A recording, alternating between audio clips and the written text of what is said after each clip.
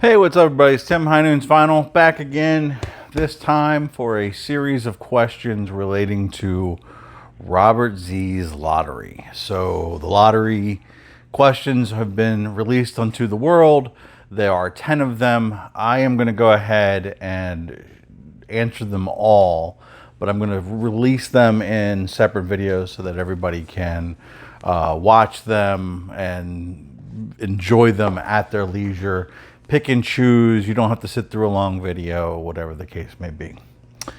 So, a lot of these questions, in fact, I believe all of these questions, are from the historical artifacts of Robert Z's mind, which means that they're scary. Not Mr. Steele, of course. He is not scary. There he is, folks. He's Kirby pregnant. shirt. Yeah, he's wearing. Oh, he got a Kirby shirt on today, so it was a nice little surprise for after finishing fourth grade. So as he gets all settled in, so he will be joining us as well. So these are questions that Robert Z has asked in different contests or different versions of the lottery in years gone by. And there's 10 of them, so let's get started so we're not wasting a lot of time.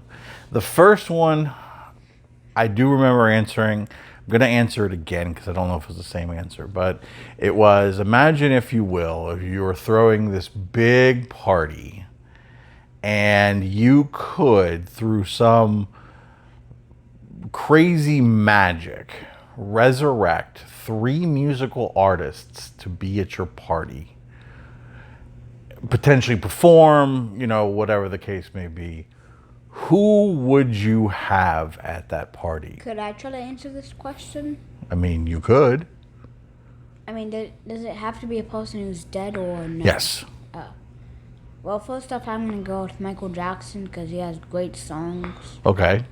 I really don't know that anybody that's dead that's a really good person besides Michael Jackson. Well, so there you go. So I did not pick Michael Jackson.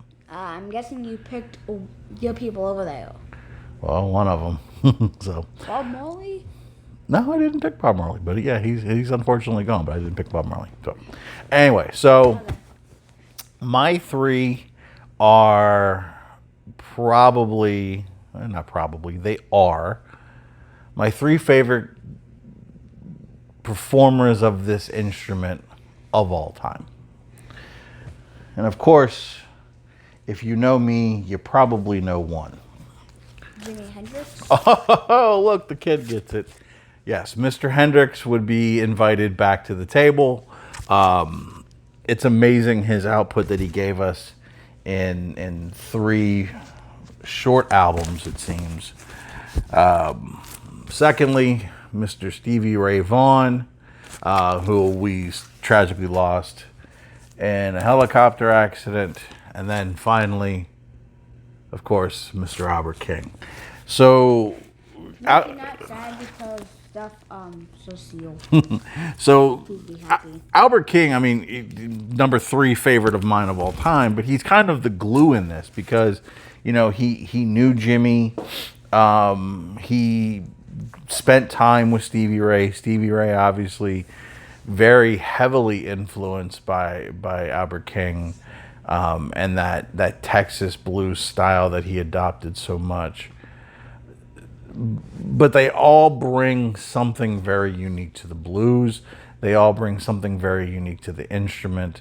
And for me, for my entertainment dollar, could you imagine these 3 showing up?